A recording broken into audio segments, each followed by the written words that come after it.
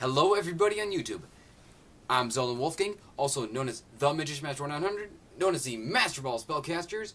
Well, today is Valentine's Day, or as the Bronies would probably say, Hearts and Hooves Day, and that's today's review. Now, I know some of you are going to have some negative response to that. However, I love this episode. I love this episode very much. It's a very good episode, and of course, I love Megan McCarthy's work. True, there are, well, at least one episode where I considered it okay. I will get to that episode when I get to it. But anyway, I never hated Megan McCarthy's work. No, she's a great writer. Sadly, romance is not really her thing. Well, that's enough chit-chat. Let's start talking about the episode. We start off the episode with the CMC trying to work on a really big card for Miss Cheryl Lee. And of course, we see glue. I'm not going there. I'm not talking about it. Nope. Not talking about that episode. Nope. Nope. Not talking about it. We will not go to there. So they're trying to figure out how to get inside the envelope, which of course they're going to be your envelope. After getting through the opening intro, we see that Mr. Little Elves a card and says it's so big. Good night, everybody. So after that, the Sweetie Belle thinks that better than her very special sun pony, but of course, Miss Shirley doesn't have a very special summon pony. Oh my gosh, she doesn't have a very special somebody. Somebody called the Royal Guards. She does have a very special somebody. Ah! But of course, the reason why she probably wouldn't have a very special summon pony because, well, the shippers would be definitely pissed off. Don't believe me? You should see the shipping would come down to Big Macintosh and that Smarty Pants doll. And I had the same response as Josh Scorcher did back at his review of this episode with Voice of Reason. I was like, why? So after that, Sweetie Belle gets the idea of trying to hook up Miss Cheerily with a special song pony. And of course, we get our first song, Finding the Perfect Stallion. The song's actually really good. I actually really like this song. Sweetie Belle's a really good singer. Actually, which it's better than that other episode. I'm still not talking about it. Anyway, the only dark thing is going up to that old pony and telling him that he's old at a funeral. Kind of dark, actually. Now, some of you are probably thinking, oh, it's such a big deal. They're trying to judge certain Pacific ponies because of how they look and all of that. Well, they're just kids. What did you expect, dude? Or ma'am, or whatever. What did you expect? They're just kids. I mean, come on. So after that, they found the perfect stallion, Big Macintosh, which conveniently, the way that the hay in the tree was set up, it made it look like a heart. Kind of convenient. So after that, Applebloom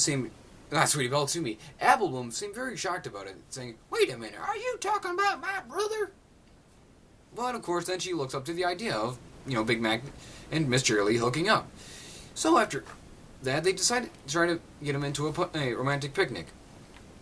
This seems very familiar. Oh, yes! This is definitely like Keen on Keen, actually. A Powerpuff Girls episode where the Powerpuff Girls try to get the professor and their teacher, Miss Keen, to try to get hooked up with their father. The professor. The episode was good, but however, the way they ended the episode of them breaking up over one argument is a bit much, actually. I mean, don't get me wrong, a lot of relationships are going to have arguments, but however, ending it, a relationship just because of one argument is a bit much, actually. It's really, well, yeah. So this episode did this kind of thing much better, which that means you give 1 point to the CMC, then 0 points for the Powerpuff Girls. So after that, Mr. Lee is obviously suspicious about the CMC because, well, they wanted the tree to identify, and of course, since Applebloom happens to be working on an apple farm, she's obviously should know what that kind of tree is. They're obviously plotting something with me. And, of course, Big Macintosh looks like he's getting ready to fix the gazebo it was, but of course she says, oh, sorry, big brother, but we already fixed the gazebo. So let me get this straight. You already fixed the gazebo before you called them up? Seriously? What was the point of calling them up if you're not going to, fix the gazebo? Look, I know that the point is trying to get them together. I'm just making a small little joke, okay? Cut me some slack, people. So as they seem like they're together, hiding in, and of course, CMC hiding in a bush, trying to see if the would try to be together, but obviously it doesn't work. And of course, we hear Sweetie Belle and the shipper, or it's what they always say, "Oh, come on!" But of course, that's what anyone would say, actually. So the CMC seemed distraught, the fact, well, maybe not distraught, but seemed bummed about the fact that they can get Miss Cheerily and Big Mac together. And then we see, oh my god, the best pony! Twilight! Oh, Twilight! Oh, Twilight! Oh, Twilight! You're my favorite. You're my number one favorite. Don't tell Luna. And then, oh, Tara Strong, you got the voice of an angel. And it turns out this holiday was because of a love potion. Huh. Is that how Valentine's Day was started? Leave a comment down below, actually. And it turns out the CMC was actually very, excited about the idea of the love potion. And conveniently, the storybook happens to have the recipe. That's almost like saying having the three bears having the recipe for their porridge in the storybook. So after that, the CMC takes the book, and that's the only time we see Twilight. Wow. That's a bit sad for me, actually. I mean, the only time we see Twilight. The only time we see Twilight. Wait a minute. If Twilight's the only character we only see in this episode, how come we don't see the other main six? I mean, we see a scene where the CMC is in Rarity's boutique. You would think we would see Rarity in this episode. I mean, come on. So, after that, they try to make the potion. And, surprisingly, it requires a lot of rainbow... Actually, not rainbow, excuse me. A lot of recipes that require a Pegasi. Like, for example, taking a piece of a cloud, which that's what Scootaloo did. Then after that, taking a rainbow's glow... I mean, well, mostly the coloring, of course. Wait a minute. If it's that simple to take a rainbow's color like that, you would think a lot of poems would actually do that. Oh well. Then finally, a Pegasus wing. So, that also sets the question, like Mr. Enter mentioned in his review of this episode. Could that mean Cadence could happen to be a Pegasus before she became an alicorn? That's a beats me. So after that, they decided to get Big Mac and Cheerily together one more time. So after that, the Sea hide out again, and of course, Big Mac and Miss Cheerily decide to amuse them. And so, they fall under the spell, and then we get to the lovey-dovey talk. Now, some of you are probably thinking, the lovey-dovey talk's annoying, it's stupid, oh my god, the lovey-dovey talk. Hey, you should see people in public. I've seen the lovey-dovey talk that's worse than the lovey-dovey talk in this episode. I swear to god, it's worse. Hell, I've seen it at my the card shop I go to, all the time. But it's actually more of a comedic thing. If you look more if you stop being so, looking thoroughly at it, if you look past all of that, it's more of trying to be of a comedic kind of thing. Because, like I said, Megan McCarthy, her best thing is not romance. And I think what she was trying to do was trying to make it a more comedic kind of thing, not taking it very seriously. I mean, like I said, it doesn't seem so serious. It seems more comedic than such. Until the CMC gets more annoyed, like the fans are of this episode, or the people who actually watch this episode. So after that, they try to look over what they did. And of course, then we get the uh-oh. It turned out they didn't make a love potion, they made a love poison. Now, hold it right there. Here's the thing. There can be slightly different, between poison and potion. I know that they're spelled differently. Well, actually, they're spelled similarly. But however, if you've seen the writing of most ponies, I mean, how the hell are they going to write? With their hooves? They use their mouths most of the time. Okay, except unicorns. They mostly use their horns. Well, the magic from their, mostly their magic to be able to write. What if some earth pony wrote it? I mean, he had to obviously use his mouth to write. So it turned out, hey, hold on, wait a minute. The picture of that prince and princess. Notice that pony right there, that prince. He almost looks like Donut Joe. And that princess right there, she almost looks like Cadence. Wait a minute.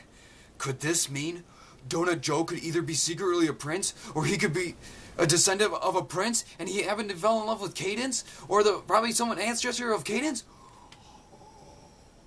Hell if I know. So after that, Apple Bloom had the assumption, or the idea, that they obviously put Ponyville in jeopardy.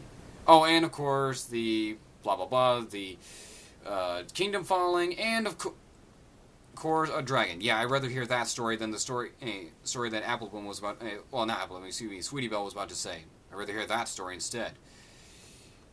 So it turned out that the prince and princess could not be able to do their royal duties because they were so lost in their eyes. And that's where Apple Bloom got the idea that they put Ponyville in jeopardy. Well, not entirely in jeopardy. Yes, they have duties, yes. However, well, kind of not that important. Okay, maybe Miss Cheerilee, yes. But here's the thing. Yes, there are some ponies that are probably going to be not that intelligent or probably not educated. And of course, you're probably going to claim they're hungry or starving. Why didn't they just eat something else? I mean, ponies don't eat just apples. They eat other things. They eat hay. They eat carrots. I mean, not just apples. But of course, again, Miss Cheerilee has an important role and duty. And of course, Applejack could be able to take over the apple farm. But then again, back in Applebuck season, she really kind of, yeah. But of course, you'd also think, even with Miss Cheerilee gone, do you ever wonder if they're gonna have a substitute? Or find some other pony who can be able to take over? So, after Apple Bloom was freaking out, turned out Sweetie Belle found a cure. Which, of course, she should have just said so in the first place. So it turns out, if they can be able to stop looking in each other's eyes for 1 full hour, the spell will be broken. Well, here's the thing. Some people say, why don't you just wait till they go to sleep? That is a good idea. That is a very well thought out idea. Just wait till they go to sleep. But I have a theory myself. Just like the Autograph Flame mentioned in the review of Mystery with Josh Corcher when he tried to mention about Big Mac and his super strength. But the thing about it is, if Big Mac was able to have that super strength because of that love poison, and so did Miss Cheerilee, but here's the thing. Does the love poison have another effect? Could it have another effect? Because what if the love poison prevents them from falling asleep? What if they can stay wide awake? Because if they were so lost in each other's eyes for so long that their kingdom ended up falling because they weren't able to perform their real duties, maybe they weren't sleeping that time. They would have to have been not sleeping that time. But then again, there would have to be some other way for the spell to be broken anyway. Maybe someone blindfolded them. So after that, they find Miss Cheerilee and Big Macintosh at the Cake's place. And Sugar Cube Corner. Excuse me. I'm sorry about that. Anyway, at Sugar Cube Corner, and of course, Miss Cake is actually kind of shocked and wondering what's going on. Which, of course, we don't see Mr. Cake. Oh well. Anyway, she thought of the idea of using the catering business. Yes, we gotta use the catering business. We need the money, of course. For our cakes. So, Sweetie Belle gets the idea, which of course, honey, I think you should stop using your ideas for once, actually, in this episode. Most of your ideas have really not been working. But this is a pretty good idea, actually. This is the idea of making sure that they should get married. Now, you're probably thinking, more shipping. No, they're going to try to get ready to get married. So the preparations could take so long that they wouldn't get married. Well, the spell would be broken. So they set the idea, and of course they rush out the door and try to find to make sure they can stall for long. Sweetie Belle goes to Rarity's house to make sure they can find a wedding dress for Miss Cheerilee, which of course, wasted opportunity for Rarity to make an appearance in this episode. And after that, Apple Bloom and Scootaloo tried to stall Big Mac by trying to annoy the Diamond Keeper, I guess. I'm just going to call him the Diamond Keeper. Until, while Apple Bloom was distracted, Big Mac already made his purchase, and after that, head out the door. You have to wonder how big that diamond was, or how tiny that diamond was, because diamonds can be very expensive, actually. Big Mac either had to carry a lot of money on him, or he probably had enough money to be able to afford a particular diamond. Then after that, Apple Bloom, why am I saying Sweetie Belle instead of Apple Bloom? Oh yeah, Sweetie Belle's one of my favorite CMC members. I almost forgot. I meant to say Aballoon tried to tell Scootaloo to go to warn Sweetie Belle about Big Macintosh on his way. So she does. And conveniently, Sweetie Belle and Scootaloo happen to find some shovels. You don't think someone was trying to bury some pony. So after that, Aballoon tried to stop Big Mac, but of course he's too strong. He's unstoppable. Hell, he's able to move a giant, some anvils and 2 bulls. Which I'm wondering why are those bulls doing in Ponyville, and why are they carrying some anvils? But of course, that's not the worst of them all. The worst of them all, able to lift that house. And of course, you have to feel somewhat bad for Berry Punch. But at least her house moved a couple of inches. Maybe she could relocate someplace. And then after that, Big Macintosh fell into a hole, and after that, until he's cries out for Miss Cheerilee freaking breaks through the changing room and then puts a huge hole in freaking Rarity's house. Now that would be more of another good opportunity, because Rarity could have been like, what the hell happened to my house? Who the hell put that big hole in my house? Sweetie Belle! Then after that, the CMC ended up trying to block the way until when I saw the episode, I was like, brace for impact, kids! And then after that, they go flying, and after that, Big Mac and Miss Cheerilee end up headbutting each other, and thus the spell was finally broken. Maybe they needed to headbutt each other. Huh, kind of reminds me of Camp Laszlo, actually. Because of the fact that that whole love sickness thing that Clam was under, after when Clam got bashed on the head on, Gretchen. Bashed his head on Gretchen. Oh, right, actually, probably turned out that he possibly passed it on to Gretchen instead. And then a pie saved the day. Oh, well, I'm going off subject. Sorry about that, guys. So the spell is finally broken, and of course, they get a good moral, actually, that, your hearts and oaths were set up. Wait, your hearts and oaths were on the right place, and yeah, boo for that. But, yeah, still good moral that you should let, people decide who they want to be with.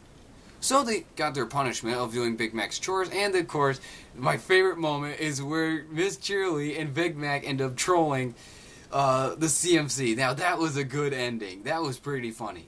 But of course, if you notice, so far in one episode, Big Mac doesn't seem to, be broken under love spells like back at Lesson 0, which of course I'm not going back there. Well, I love the episode Lesson 0. Oops, I made a little spoiler. But anyway, I love the Lesson 0 episode. Might review it. But anyway, notice in the end that he still seemed under the spell of falling in love for that Smarty Pants doll. But there's also other episodes where Big Mac and Cheerilee are together. Even in Equestria Girls, one of the music videos, I think what it was called Perfect Day. I'm not sure, but anyway, if you look closely, you would actually see Miss Cheerilee and Big Mac together. But good thing, I hope Big Mac is at the legal age, because then after that, that would set up a lot of stuff. Well, that's my review. Happy Hearts and Hooves Day. Happy Valentine's Day. And I hope you all enjoy. And what? There's another episode? What do you mean there's another episode? Look, there's no other romance episode. Okay, maybe there's a Canterlot wedding, yes, but I'm not going to review that until later. Simple Ways? That doesn't sound like a romance episode. Wait, what do you mean love? They're trying to make it a love triangle. What do you mean the former the writer of the episode used to be writing of Kaijudo? I gotta go, guys. I gotta talk to this guy. Look, the episode doesn't seem much romance. It doesn't seem like it. It's not romantic. It seems somewhat stupid. Anyway, comment, rate, subscribe. Yeah, I hope to see you in my next review. Alright, see you guys.